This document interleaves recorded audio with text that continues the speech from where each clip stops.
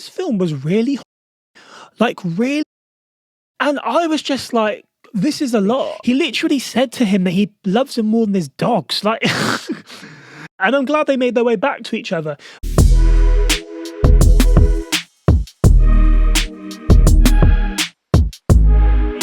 Hydrated, well rested, and everything in between.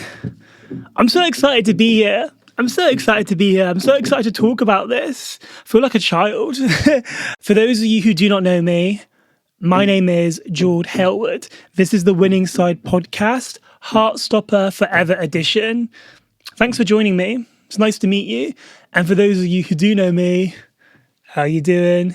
Did you miss me? It's been a very long, 3 days? 3 days, maybe 4, maybe 5. I'm aiming for 3 days. I'm so excited to be here. I'm so excited to talk about this. I've had this like in my schedule as literally as soon as the announcement was made. I was like, right, okay, so the way that my day has to run when this, is that recording? Yeah. The way that my day has to run when this gets released, I thought, okay, I need to wake up in the morning, watch the film, drive to the studio and make this happen. And to be honest, I'm pretty impressed that I stuck with it. But yeah, okay. So this podcast today is focusing purely on Heartstopper Forever. Now, this has been highly anticipated for quite a while, to be honest, because I remember doing a podcast which feels like ages ago on season 3, and I remember I would have been 25, so it would have been 2020. I thought it was like October, November 2024, and I think the announcement for the film didn't get announced for quite a while, to be honest. I feel like it may have been like sometime last year, so that's quite a lot of time to like wait, but I think Heartstopper has really taken the world by such a surprise. Heartstopper is, it's a lot of things, isn't it? I'm so glad this happened. I think initially I was a bit bummed out because I kind of wanted like a series. But then given the demand of how popular everyone's gotten and how they're all doing different creative projects and avenues, realistically and logistically, it probably wouldn't have worked. And I feel like, because I love Heartstopper, but I'm not like a crazy fan that goes mad in the comment section on TikTok. But I think it got to a point where it was very much and I remember this creator saying, let's just be grateful that we have something. Let's just be grateful that we actually have a finale to this story. Because let's be honest, a lot of queer content, queer shows doesn't get it. But I think Heartstopper has just completely shifted the game. I'm going to do an overview. I'm going to do what I liked, what I didn't, and then just a general chit chat in between. So the time scale, right, for Heartstopper always confuses me, and I don't know if it's just me being slow or it doesn't add up. So I know that in the film, Charlie and Nick celebrate their 2-year anniversary, right? And I believe that at the end of season 3 is when they have, I remember it being when they're at the fair, the fair or the carnival. And I think that might have been, it must have been like a year and a half or something into their relationship. So I guess we kind of speed ahead from about I guess let's guess and say 6. I'm going to presume around 6-ish months, if not slightly less, right? And we set the scene. I think that was the most common theme I was picking up from this film. There's a lot of change with regards to relationships, change with regards to moving, friends being away from each other. This unit, this group, they have been pretty solid for years, 2 years, which is like a lifetime for it as a teenager, The core thing that I picked up was that, okay, there's a lot of change taking place and it's very different directions. And because obviously a few of them are older, I believe Elle's older, Nick's older, I think Tara and Darcy are, and then that leaves Isaac, Tao, Charlie, who still have a year left of school. I think the biggest split, which is noticeable within that group, is Tao and Elle and Nick and Charlie, right? So it kind of sets the scene. I remember there being a bit after where Nick is ridiculously drunk at the pub when they're doing a gig. And they're arguing then because obviously Elle's basically saying how she can't afford to get flights back and forth, which is completely fair. I think Elle Elle's like a real realist, you know, like Tao just lives in like cuckoo land, whereas Elle's like very like realistic, which I rate from her, to be fair. That's how I initiated. There's a lot of change taking place. With regards to what I loved, I loved the first scene. I thought the first scene in Heartstopper Forever was wonderful. I think it shows Charlie's growth as a character, you know. When we're introduced to Charlie in season 1, he's so shy, he's so hostile, he's so reserved. I'm very grateful and appreciative that he has always had a unit, and that unit, for the most part, being Tao and Isaac. You know, they've always been his backbone. That's very clear in this film as well. You know, they always have his back. The scene where he does the speech about why he should be head boy, and he basically says how he once felt shame and embarrassment to be known and to be open as gay, and how he wants to use his own experiences with his queerness and his mental health struggles to be a better head boy. And the fact that he is received with so much praise in that scene is so wholesome. You know, I can't imagine as a 27-year-old being at school at 16, 17 and being able to do a speech like that about my issues and being applauded for it. You know, it's so refreshing. You know, it provides hope. And it's really affirming. You know, I love this idea that a young gay boy is able to be himself without any shame, and for him to be like appreciated. You know, I do feel like at the same time though, Nick probably would knock anyone out that does or says anything differently. I loved that scene. It was just beautiful. I think another point that I've picked up on, which I've really loved, is the fact that like across the board, everyone is embracing their queerness. So, you know, I love Imogen. I find Imogen so unintentionally comedic, where Imogen is at a party and says to the girl that she may or may not be bisexual, then starts getting with the girl. And then when she goes, I think she's in the gay club, and then she has a conversation with Nick saying how they've drifted apart. But I think at that point, because this is obviously where this part would have been where Nick and Charlie have split, and Nick is like, yeah, no, I'm very sorry, acknowledges what's happened, to which Imogen like kind of just like jumps the bullet and just says that she's a lesbian. Kind of gives me a bit of PTSD, to be honest. But I think before, Imogen was very much like that girl who would get a bit too drunk and start like kissing girls and getting with girls and it not meaning anything because she's a little bit drunk. And now she's like, no, like I'm a lesbian. I'm like, oh, do you know what? Hot. I love that for Imogen. Imogen's a go. Do you know what? Imogen probably has the best character development, right? Like season 1 Imogen, I'm like, oh Jesus, do you know what? This is a bit too much. And I really fell in love with Imogen probably after the scenes with her in Paris. There's a really beautiful scene that always comes to mind when I think of Imogen, and it's where she's talking with Nick, basically saying how she doesn't really know if she's ever really liked boys, to be honest, and that it's more like a validation thing. She wants the attention. I think that's a very common experience for people across the board. You know, women who are straight or believe they're straight, and queer men. It's been really beautiful and really amazing to see Imogen's growth as a character and a person, you know. And it was a nice conclusion for her because you can see that she has reached a level or a point where she is comfortable with her queerness. And I think as a queer person, reaching that point where you feel comfortable and happy with your queerness is such a beautiful achievement. I really love that for Imogen. Do you know what though, right? I'm someone who like doesn't really like, when it comes to like consuming media and content, I'm someone who likes to know what happens. I need to know if Imogen and Sahar get together.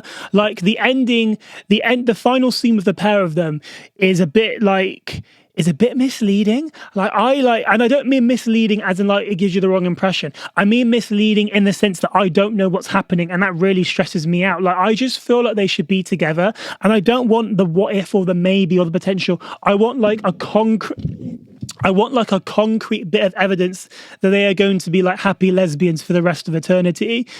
And I think because Heartstopper has always had that like supposed unrealistic tee-hee aesthetic. I'm thinking, why can't you guys just confirm it? Do you know what I mean? It was interesting how and why it was done, because obviously when we see the end of season 3, you can see Imogen literally being infatuated by Saha when she's performing, right? And then it made me thought, okay, are we going to get a bit of a development? Are we going to get a bit of an end love story?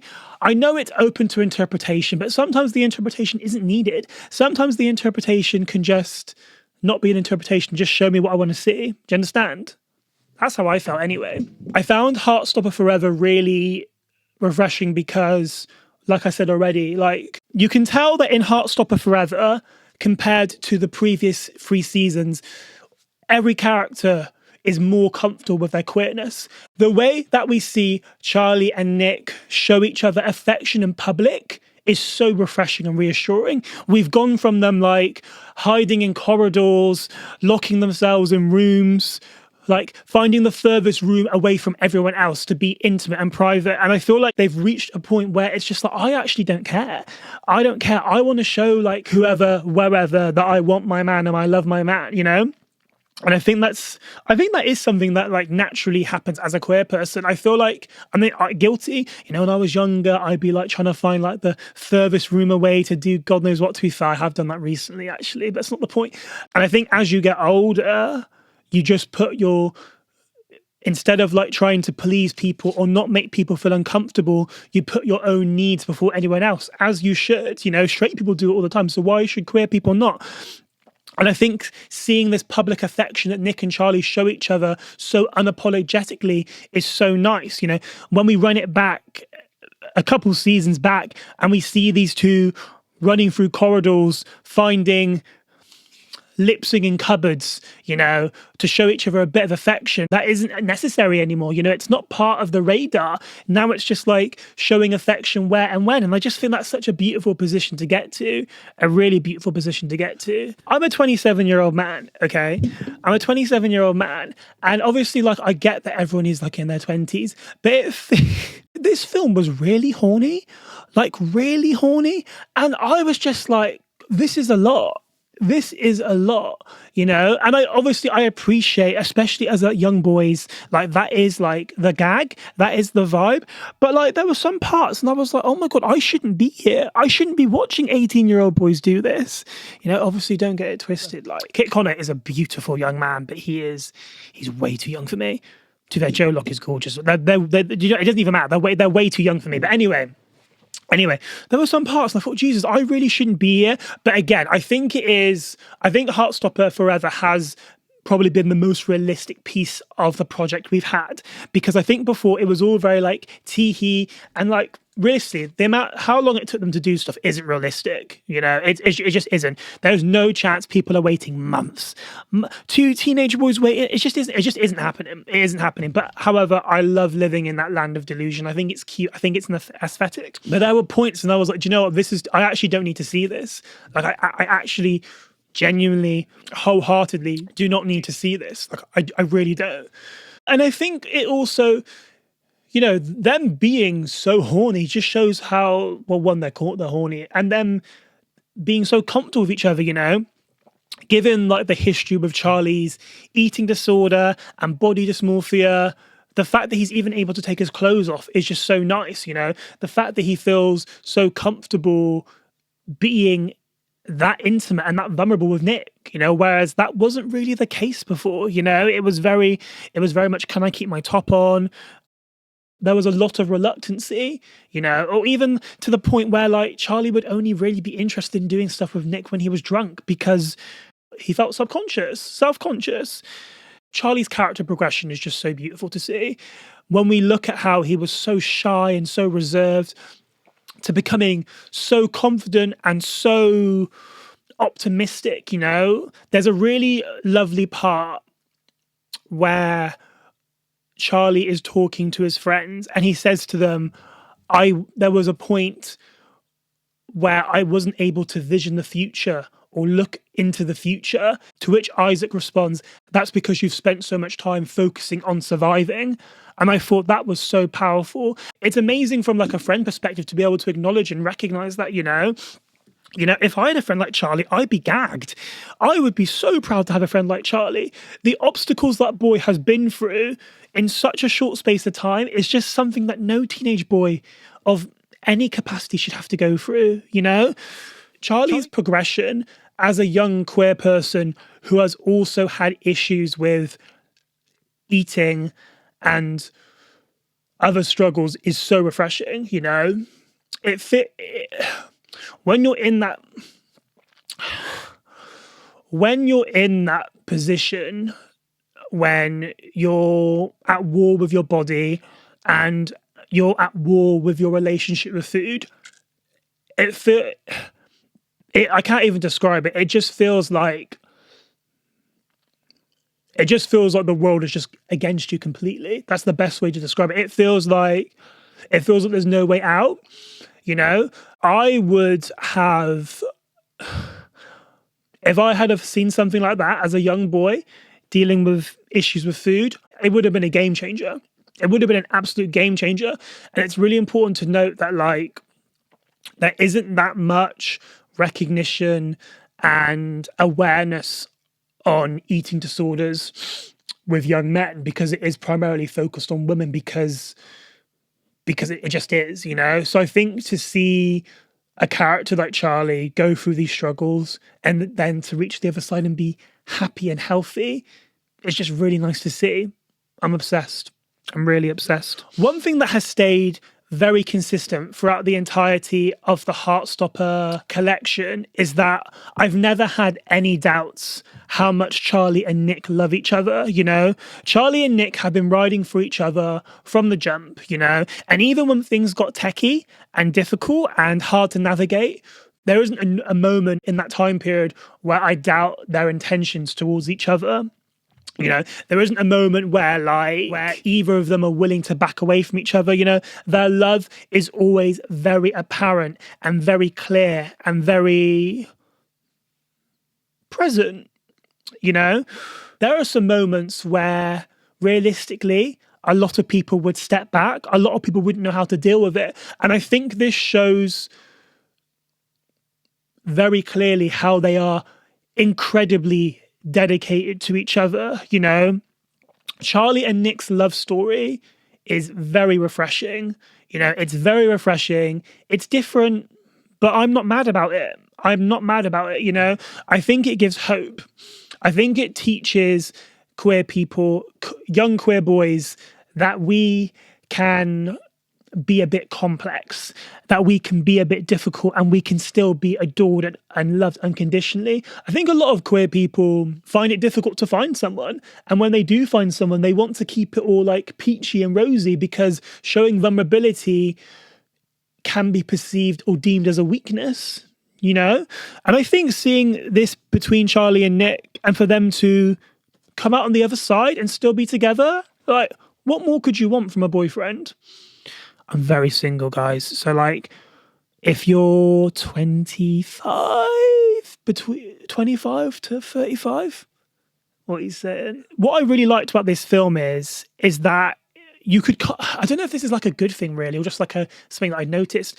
There's a very clear switch between Charlie and Nick, you know, like it almost feels like in this film, the roles have reversed.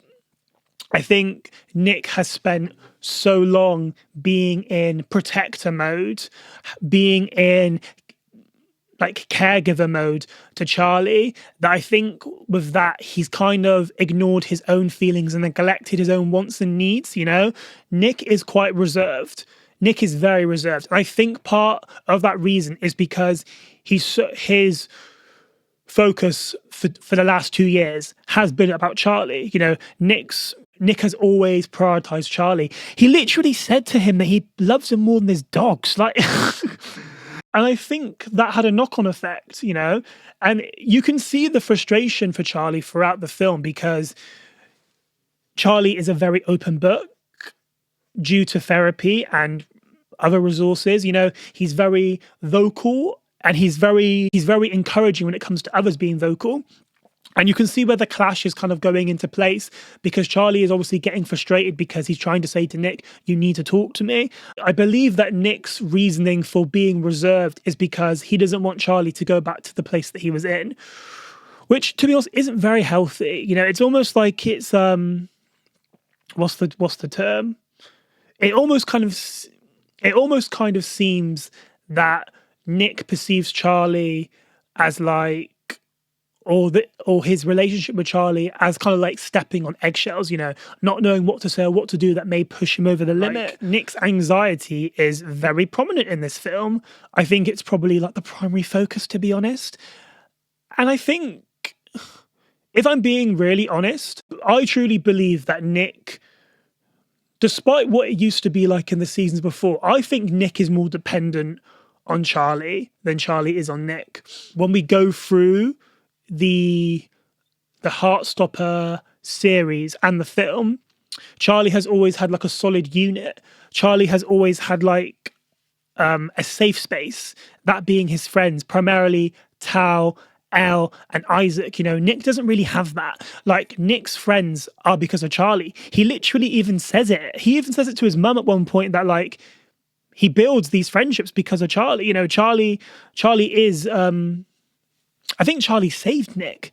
I think they saved each other, but I think it just becomes very apparent in this film that Nick is a lot more dependent on Charlie than Charlie is on Nick. And it's the point where they're at the party, and I believe Charlie initiates or suggests potentially going on a break of some sort, to which Nick barks back and says, I don't know who I am without you, to which Charlie says that isn't healthy. And it's not healthy, you know? Nick has been in protector mode for so long. I don't think Nick truly knows who he is as an individual, you know?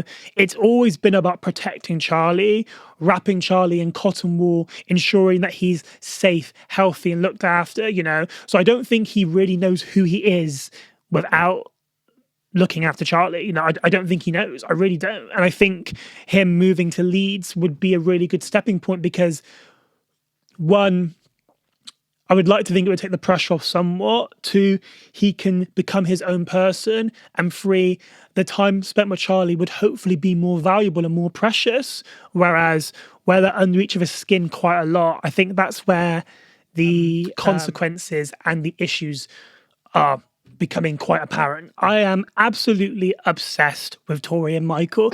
If there is anybody who deserves love in Heartstopper, it is 100% Tori Spring. The way that I am like gagged that she has a man, I love. I'm obsessed. I want everything for her. And I think Tori is actually quite similar to Nick in a way. I think Tori has spent so much time focusing on Charlie's well-being, health, mental health.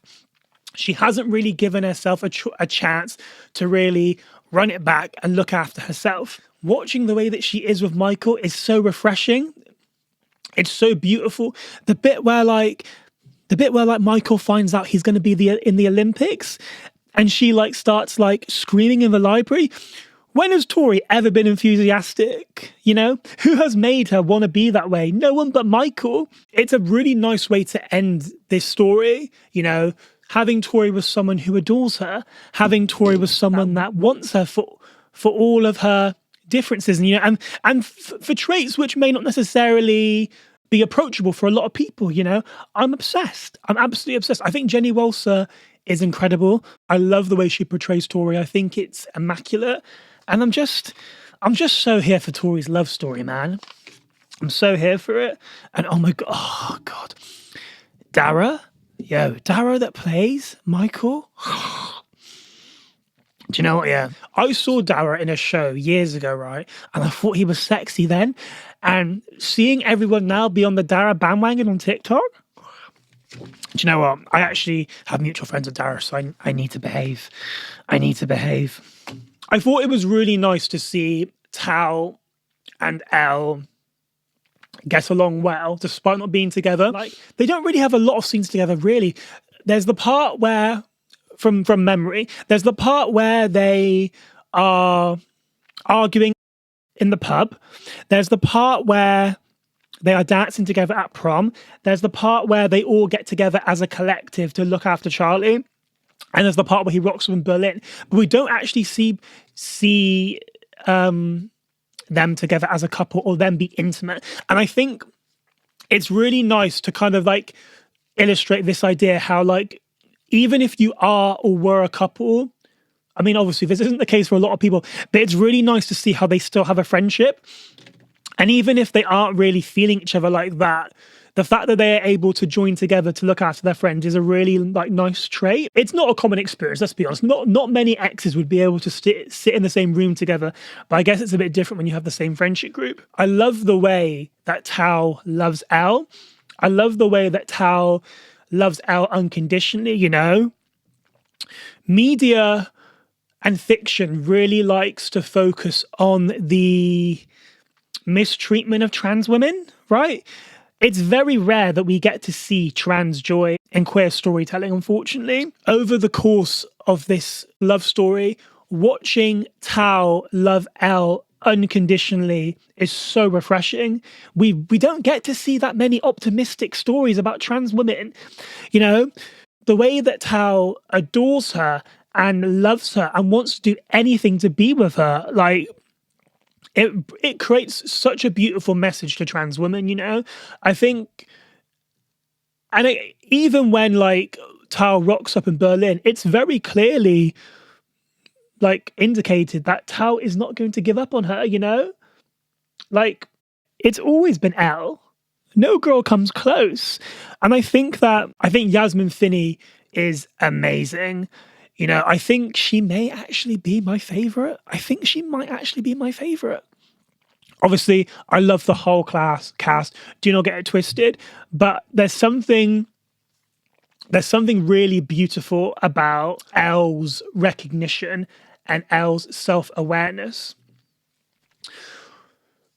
The scene that really got to me and pulled at my heartstrings was when Elle was asking Charlie to go to the parade, where she gives this speech monologue about how purely her existence as a trans woman is trying to be ignored and neglected. We're in a very scary time, unfortunately, where like things aren't very safe for trans people. The way that Elle is feeling in that moment of time, for all we know, could be very similar to Yasmin's state of mind. You know, I thought the monologue was important. I thought it was one of the most, if not the most important part of this film. You know, sometimes as queer people, we don't necessarily, I don't mean we. Sometimes as queer people, we don't always give enough recognition and acknowledgement to the struggles of trans people. As a cis male, that scene, it really got to me, you know. It made me it was a reminder of the harsh, horrible conditions we're currently in this climate, you know. Trans women, trans people across the board deserve to be loved unconditionally and deserve to feel safe. And I just think that part with Elle was just a really essential piece of content, a real essential reminder that the fight isn't over. You know, trans people are having to fight every day to be seen and to be heard and to be recognized. And I thought the scene was 10 out of 10, absolutely beautiful. And I think Yasmin Finney is superb. I think she's fantastic. I really do. This film was quite clearly a lot more mature, but it still managed to keep the same like cutesy stuff. And there was like a lot of reference points which I loved, like a lot of reference points which were kind of running it back to the first season, like the parts where Nick and Charlie are holding hands running through the corridor. Oh my God, the bit where they go to the room where they first kissed, yeah? And then I actually can't think of what else, but there was like a lot of like reference points to when they were younger. It's almost helping like provide a finishing touch to the end of this story, you know, kind of giving us a flashback of how far they've gone and how far they've come and where they are now. And Jesus Christ, they look so young. Like what, 5 years ago? So they would have been teenagers. It was really wholesome and really sweet. And they managed to keep the same cutesy stuff that made people fall in love with it in the first place. Controversial opinion, I actually am kind of glad that Charlie and Nick broke up. Not because I want them to not be together or for them not to end up together, but because I think it is really important to show an inkling or to show like parts of when things go wrong. I don't think personally it would make sense as the two lead characters for them to have another lovey-dovey part for the entirety of the film, you know? Season 1 was about them trying to get to know each other. Season 2 was about Nick feeling comfortable to come out. Season 3 was about Charlie dealing with his inner demons. There isn't really much else that would have landed for this final part, you know, which in a way kind of makes sense why they did a film and not a show, because I don't think they have enough content left to do a whole show, to be honest, even though the film was what, like just under 2 hours. And I'm glad they made their way back to each other. It was just giving teenager. Like there were parts I thought, this is me. Like, you know, the bit where like there were so many parts where they would both go to text each other. I thought, boys, please, just bite the bullet. I love the bit where like Charlie printed off the pictures and left the note saying to meet at the beach at 5 o'clock. It's just it's very teenage boyish. It's very, I mean, I don't know, actually saying that, I don't know if teenage boys would actually have that much effort in them to do it, but it's just cute, you know, like even though the themes are becoming more mature, it's becoming a bit more explicit. It's cute, you know, I like cute. I'm here for cute. It's just, yeah, I'm just here for it, man. Kind of already said this, but like Charlie's confidence in this season is very apparent. Season 1, Charlie would never even consider being head boy, and the way that Charlie sticks up for that younger boy who's being picked on, Season 1 Charlie would have no business trying to do that. It's amazing character development, you know, as a consumer, as someone who's been so invested in this story for the longest time, it's amazing. It's amazing to see Charlie's growth and to see the way that he has completely transitioned as a person for the better, you know.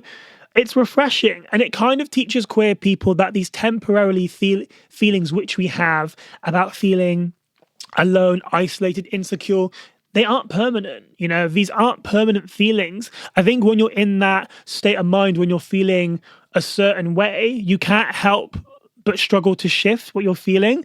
But I think watching Charlie grow, and like not grow like quickly, but naturally over the duration of three seasons and a film, 4 years in total, is just inspiring. Seeing someone with character growth the way that Charlie Spring has is exactly what young queer people need. I enjoyed how they ended up together, you know, like by the time we reached the prom scene, everyone's really happy and it's just very wholesome. I think one beautiful thing, which has always been very centered with Heartstopper, is that there's always been so much friendship. I think queer friendship is so beautiful. You know, pure platonic queer friendship is so essential. I think being able to have that as a teenager is quite rare.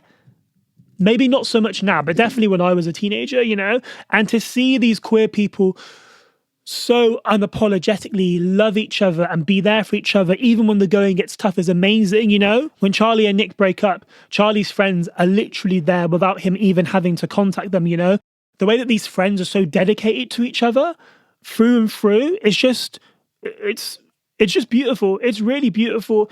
Heartstopper is primarily a love story. Love is in so many shapes or forms, you know? The way that these friendships are so unconditional and everlasting is fantastic. Like, it's purely gorgeous. Love is in many forms, but I think it's really important to showcase how friendship is equally as significant and as equally beautiful. Absolutely. I am absolutely obsessed with the teachers in Heartstopper. I just think it's so lush they're together. Queer media and queer fiction is very good. It's very good at focusing and centering love primarily on people who are young adults and teenagers. And anyone above that doesn't really get recognized quite a lot. Granted, these two men are like still very young in the grand scheme, yeah. But I think showcasing a love story or showcasing romance between people that aren't teenagers or like very, very young adults is so refreshing.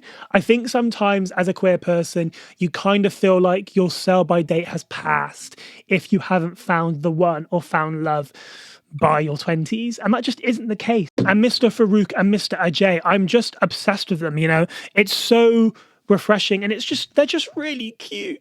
They're really cute, you know, and like the way that they just like are so silly around each other and they're so happy to be together. It's just, I'm for it. And the bit where like they have the queer group, the queer like social club, and Mr. Farouk comes in and they're like, oh, it's only for members, and he goes on one of the team. I'm obsessed. He's so hot as well. Oh, is he queer? I might have to find out still. Okay, right. So I'm going to go on about what I'm not too keen on. Nick is very dependent on Charlie. Nick is very, very dependent on Charlie. I think we've had a bit of a switch. I think because Charlie has been so vulnerable for so long, Nick has always taken on the role as the protector and the provider and the emotionally strong one, right? But I think we've reached a point where Charlie is healthy, comfortable, and secure. Because Nick has neglected his own feelings for so long, I don't think he knows how to navigate it. And you see, there's so many like parts and scenes where Nick is very visibly anxious and experiences a lot of discomfort, you know? And when Charlie tries to comfort Nick, a lot of the time Nick just shrugs it off, you know? I would go as far to say that, like, I think if Nick and Charlie, okay, granted, maybe what happened in the film wasn't the best example, but I do think for the most part, yeah, if Nick and Charlie weren't together, I think Charlie would cope better than Nick. I think Nick is very dependent on Charlie. Charlie is Nick's world. And obviously Nick is also Charlie's, but I think because Charlie has other focuses and interests like drumming, the queer social club, he has those other things to keep him occupied, you know? Nick only got a job at that kennel because Charlie told him to. He wouldn't have otherwise, you know? It's very much, his focus is Charlie. And I do get in a relationship, you have to prioritize who you're with, but like it almost kind of gets to a point where it's kind of like, what does Nick have if he hasn't got Charlie? Even when Nick goes to rugby practice and Nick says to Charlie, do you want to come back? Charlie's like, I literally only joined because I had a massive crush on you. Like, no, like, you know, whereas old Charlie would be like, yeah, Nick, no problem. I do love Nick Nelson as a character. I really do. I think he is unbelievably generous, but I think his dependency on Charlie can be quite a lot. Because it all just kind of goes downhill.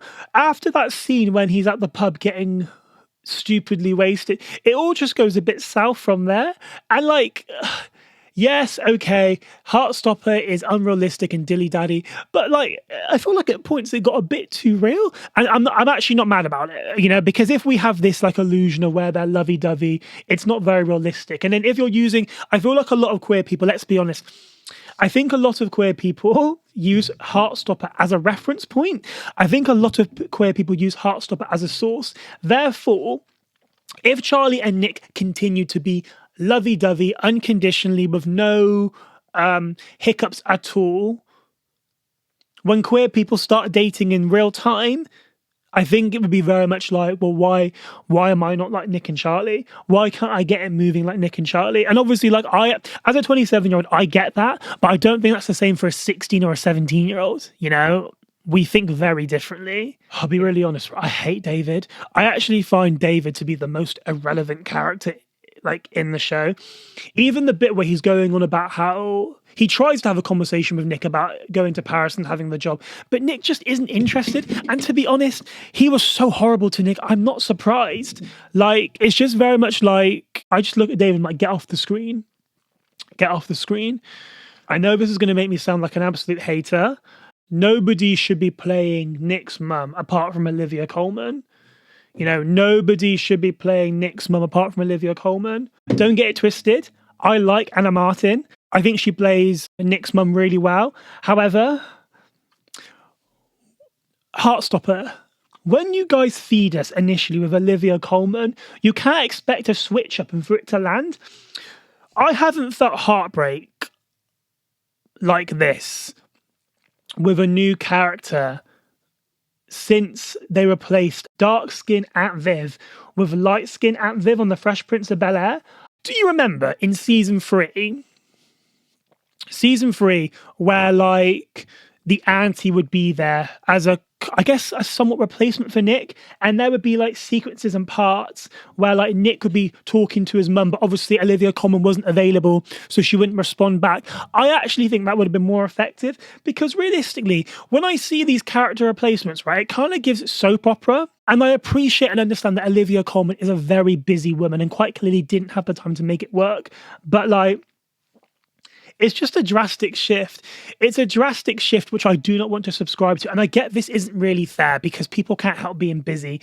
But like, you can't feed us Olivia Colman and then deliver Anna Maxwell. And don't get it twisted, Anna Maxwell is great. I really like her. But like, my heart belongs to Olivia Colman. I mean, I've kind of already said this, but I want to like cover it. I think Nick's very obsessed with being a caregiver. And when we dive into it within the film, I think this stems from neglect from his dad, you know?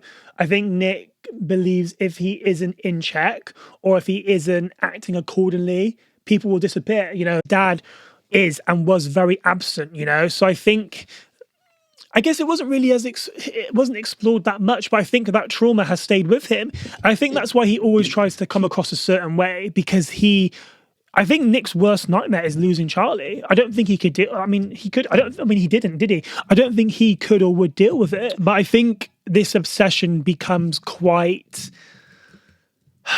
disruptive. Like, even the part where like Charlie performs at the pub and that guy's quite clearly flirting with Charlie, but Charlie isn't really giving him anything at all. And then Nick just starts barking up saying, "You were just flirting with my boyfriend." I was like, "Oh, Nick, calm down. Calm down." Charlie would never cheat on Nick. Oh, the thing is, right, you have to think, right, Charlie was infatuated with Nick for so long.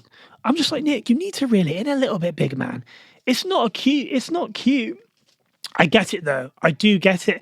And I don't know how I feel about Kit Connor was it that he wanted Nick to cheat? Was that what it was? I'm not too sure how I feel about that one, to be honest. I can't say I'm on board for that one. Even though I want Nick and Charlie to be together, it kind of concerns me and scares me how much they need each other to be happy. Like, I don't think that messaging's healthy.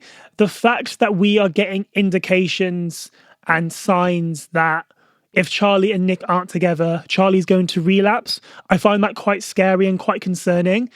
Yes, Charlie has come such a long way, but I think it speaks volumes that his relationship is a contributor as to why he isn't rolling back to old habits. That I find that terrifying. You know, I don't think it's healthy, and I think it puts a lot of pressure on the relationship. You know, it's a beautiful love story, and I'm so here for it, but it really concerns and scares me, even though it's fictional, how if they aren't together, that's how he behaves, you know? And like, we see it from either side, right? Throughout the duration in the film when they aren't together, they are completely miserable about each other. But I just don't think the messaging's very healthy, you know? I don't think it is progressive, sufficient. I don't think it lands. And I don't know, I think if I had my directing head on, they would be upset that they aren't together, but it wouldn't be to that level, you know? I don't know, I just feel like, and I get that relapsing with an eating disorder is very common, but I really wish it could have been shown differently, in my opinion, personally. I get this was a film, and I get that there wasn't enough story left for it to be shown in shown in a series even. I do feel like some characters got neglected. I feel like we didn't really get an insight onto Isaac. I feel like we got a glimmer and a glimpse of Darcy and Tara. Nick and Charlie obviously was always going to be the centre point because they are the main characters. I get that. Again, not really much for Tao either. I think everyone got a conclusion, which I'm really happy with. Everyone got like finishing point. Like, I'm here for that, yes. But it just feels like we've spent so much time on all these characters having individual stories that I feel like for those stories not to be carried on just kind of felt a bit flat. Like Tara had like very severe panic attacks and anxiety in season 3 from the thoughts of the future. That just seems to have been forgotten. Okay, she didn't get into Oxford. Her and Darcy are going interrailing. But now what? Darcy's relationship with their mum, what's gone on there? Like, I don't know. Don't get it wrong. I think the film did what it needed to do. You know, I enjoyed it thoroughly. I just think there's a lot of things that just didn't really get addressed. But I'm also like very aware that like sometimes not everything needs to be addressed. But for the sake of the characters, I just feel like there needed to be more involvement, you know? I'm glad that Tori got her screen time. I'm glad that Charlie is in a better place than he was a film 3 seasons ago, you know? And it also kind of feels like Nick doesn't really get the help he needs. Like, again, it almost feels like his way of being happy is being with Charlie. But what about the work he needs to do on himself as an individual? What about the work that he needs to do to ensure his own happiness and stability without Charlie's assistance? Because realistically, if that is how he acts when things aren't going well, when they live quite close to each other, how is Nick going to act when him and Charlie aren't nearby? Do you know what I mean? Like, obviously, I love it where like Charlie comes to Leeds and they have like a wonderful time together. And Charlie's the one who's actually initiating a breakfast, like gag. But I don't know. It just makes me think, how would they cope in real time if they aren't near each other without any indication or inkling that Nick gets the help he quite clearly needs? I understand not everything needs to be covered, but I maybe for my own knowledge and nosiness, I'd like to know. I'm so grateful for Heartstopper. I am so grateful for Heartstopper. The success of Heartstopper has allowed for so much more queer storytelling, you know? Heartstopper's like international success was not intentional, you know. It was very fortunate, you know. Netflix didn't actually think that Heartstopper was going to land the way it did. And thank God it did, because thanks to that success, there was more hope and more optimism and more likelihood of queer storytelling across the board, you know. As queer people, we still have very minimal stories, very minimal love stories, very minimal, very little stories where our ending seems optimistic and bright and hopeful, you know. The media really enjoys a sad queer story, you know. Why can't it be optimistic? Why can't we provide hope? Why can't we provide a story where like we end up with the guy that we like, or we end up with the guy we fall for, you know? Heartstopper really did what it needed to do, you know. It was refreshing, it was reassuring, and it just proves the power of queer storytelling. This love story has been adored across the globe for the last 4 years. Something that became so innocent and sweet and a bit delulu has become internationally recognized, you know. I'm grateful for Heartstopper. As a 27-year-old, yeah, I feel hopeful for the future of queer storytelling, you know. It's so amazing to be alive in a time where I get to watch something in 4K like Heartstopper be on my screen. I think Heartstopper is and always will be a reference point in queer culture. I think Heartstopper provided a lot of hope when there wasn't much hope to have. I think Heartstopper taught us as queer people a lot, the beauty of love being pure and innocent and slow paced, the beauty of queer friendship and allyship and finding love later on, even if you are a teenager or a very young adult, you know. Heartstopper is a staple in queer culture. It provides hope. It provides safety. It's created a unit which allows queer people to switch off for a while. Heartstopper may not be the most realistic depiction of queerness that I've seen. However, despite that, it continues to be a love story, a love story where we're all able to feel a bit giddy or unleash our inner child or teenageness, like I think in this current time period where things are quite difficult and aren't the most bright for queer people across the board, if we're able to consume a love story which makes us feel seen and makes us forget about the outside noise, then Heartstopper's doing a great job. I'm excited for the future of all of the cast. I think they're incredibly talented. I'm excited to see where the legacy of Heartstopper reaches. And yeah, I mean, I'm very grateful to be alive in a time where Heartstopper has become such a amazing source of comfort for queer people all across the world. What a time to be alive. I really hope I did this justice, because if not, I'm going to be very upset. But I think I've done okay. Guys, it's been real. Heartstopper Forever. I love this show. I love this film.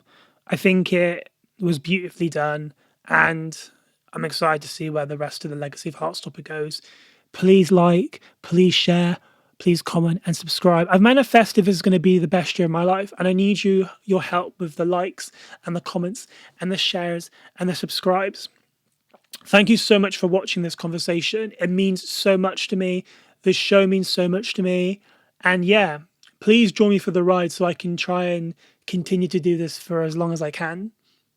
It means the world to me. My name is Jord Helwood. This is the Winning Side Podcast, Heartstopper Forever edition. I appreciate this so much. So much. And yeah, I will see you soon.